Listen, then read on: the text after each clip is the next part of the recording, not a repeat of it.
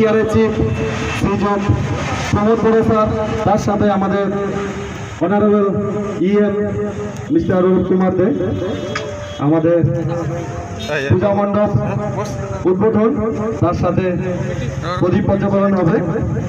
আমরা অনুরোধ করব, কমিটি প্রেসিডেন্টকে রিকোয়েস্ট করা হচ্ছে আসার জন্য।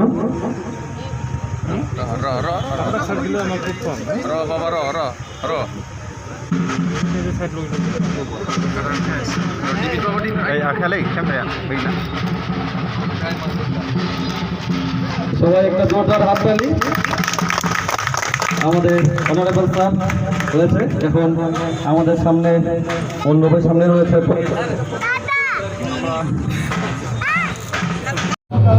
আমার উদযাপন কৰিব পৰা নাই, তথাপিও অনুপ্ৰিয়াকৈ হ'লেও চবে উদযাপন কৰিছে।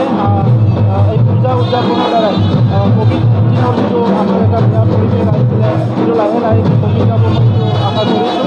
তথাপিতো মই ৰাইজক অনুৰোধ কৰিছোঁ যে কোভিড-19 যিটো পৰিৱেশ, সেইটো সকলো যাতে প্ৰট'কলটো মানি চলিবলৈ চেষ্টা কৰে, সেইটো মই সকলোকে আহ্বান কৰিছোঁ। আৰু ইয়াৰ লগতে যিটো পূজা মণ্ডপত গৈছোঁ, যিটো পূজা কমিটিৰ লগত আলোচনা কৰিছোঁ, সকলোকে মই অনুৰোধ কৰিছোঁ কি আমাৰ যিটো ভেকচিনটো সকলো ল'ব লাগে। বহুত জেগাত ভেকচিন লোৱাটো প্ৰায় কমি গৈছে। সেইকাৰণে পূজা কমিটিসকলৰ লগত য'ত য'ত গৈছোঁ মই অনুৰোধ কৰিছোঁ কি আমাৰ ৰাইজক আহ্বান কৰিব লাগে সকলো যাতে ভেকচিনটো ডাবল ড'জ লয়। ইয়াৰ কাৰণে মই অনুৰোধ কৰি আহিছোঁ। কেইটা জেগাত ঘূৰিলে আজি মণ্ডপ? আজি মই গোসাইগাঁৱত প্ৰায় মেক্সিমাম পূজা মণ্ডপত ঘূৰিছোঁ, কাৰণ প্ৰথম এনেকুৱা এটা সুযোগ পাইছোঁ আৰু ৰাইজে চবে বিচাৰিছে কি আহিব লাগে। তো সেইকাৰণে এনেকুৱা উৎসৱৰ সময়ত ৰাইজৰ লগত থাকিব পালে ভাল লাগে।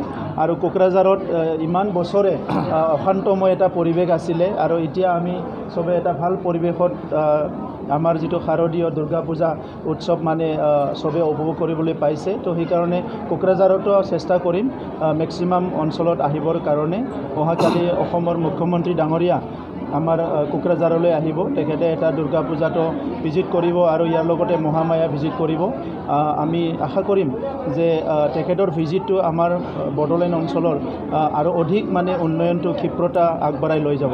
আমি জনা দুৰ্গা দেৱী সমাজক অপশক্তি বিনা কম যে আমি সকলোৱে আনন্দ কৰিব লাগে, উদযাপন কৰিব লাগে, কিন্তু কোভিড প্ৰট'কল SOP যিটো আছে সেইটো মানি পেলাই। কাৰণ ইতিমধ্যে এটা ইনফৰমেশ্যন আপোনালোকে পাইছে যে পশ্চিমবংগত, ৱেষ্ট বেংগলত যোৱাকালি যেনেকুৱা মানুহে ওলাই আহিছিল, বুৰ্জ খলিফা বুলি এটা আকৰ্ষণীয় মণ্ডপ বনাইছে, সেইটোত ইমান মানুহ হ্ৰাস পাইছে, ইমান মানুহ হেৰি হৈছে, যাৰ কাৰণে কোভিডৰ বহুত মানুহ দেখা দিলে। সেইকাৰণে মই সেইমতে আকৌ মানে মেছেজ এটা দিব বিচাৰোঁ আমাৰ সকলো ৰাইজসকলক যে যি ৱেষ্ট বেংগলৰ পৰিস্থিতিত আমি চালোঁ, যোৱাকালি 700 অধিক মানুহ কোভিডত আক্ৰান্ত হৈ গ'ল পূজা চাবলৈ গৈ, ইমান হ্ৰাস হৈছে। সেই পৰিৱেশ আৰু যাতে আমি অসমত নাই বিচাৰোঁ, সেইকাৰণে সকলোকে আহ্বান কৰিছোঁ যে সকলোকে পূজা আনন্দ উপভোগ কৰক, চেলিব্ৰেশ্যন কৰক, কিন্তু কোভিড SOP মানি পেলাই, ডিষ্টেঞ্চটো মানি আৰু মাস্কটো পৰিধান কৰি পেলাই। কাৰণ আপোনালোকে জানে যে আমাৰ মুখ্যমন্ত্ৰী ডাঙৰীয়া কৈছিলে যে দুৰ্গা পূজাৰ আগত সকলোৱে যদি ডাবল ভেকচিনেশ্যনটো কৰি লয় তেনেহ'লে কোভিডৰ পৰা ছেফ পাম। তথাপিও ৱেষ্ট বেংগলৰ যিটো পিকচাৰ আমি চালোঁ বা নিউজত পালোঁ যে ডাবল ভেকচিনেশ্যন লোৱাৰ পিছতো বহুত মানুহ আক্ৰান্ত হৈ পৰিগণিত হ'ল। সেইকাৰণে আমিও যদিও ডাবল ভেকচিনেশ্যন লৈছোঁ, তথাপিও নিয়মাৱলী মানি পেলাই আমি পূজাটো উদযাপন কৰাটো ভাল।